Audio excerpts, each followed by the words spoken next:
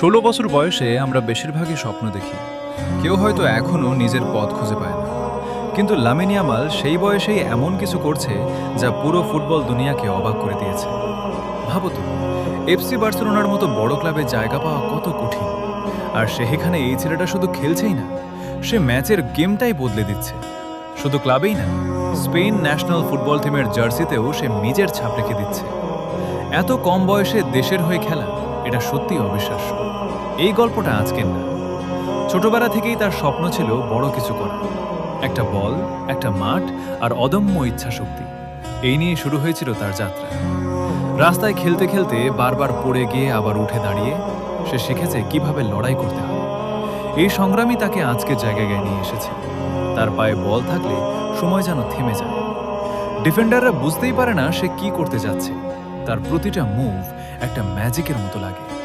তার গতি, তার ড্রিবলিং, তার কন্ট্রোল সবকিছুই অন্য লেভেলের। এটা শুধু ট্যালেন্ট না, এটা অসাধারণ হার্ডওয়ার্কের ফল।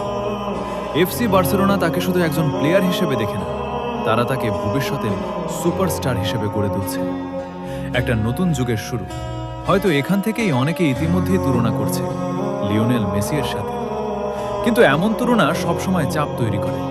তবুও সে শান্ত, আত্মবিশ্বাসী, কারণ সে জানে তার নিজের একটা গল্প আছে। সে কারো মতো হতে চায় না, সে নিজেই নিজের ইতিহাস লিখতে চায়। প্রতিটা ম্যাচে সে প্রমাণ করে বয়স আসলে শুধু একটা সংখ্যা। যদি স্কিল আর সাহস থাকে, তাহলে কিছুই অসম্ভব না। স্টেডিয়ামে হাজার হাজার দর্শক, সবাই তাকিয়ে থাকে তার দিকে, কারণ তারা জানে এই ছেলেটা যে কোনো সময় ম্যাচ ঘুরিয়ে দিতে পারে।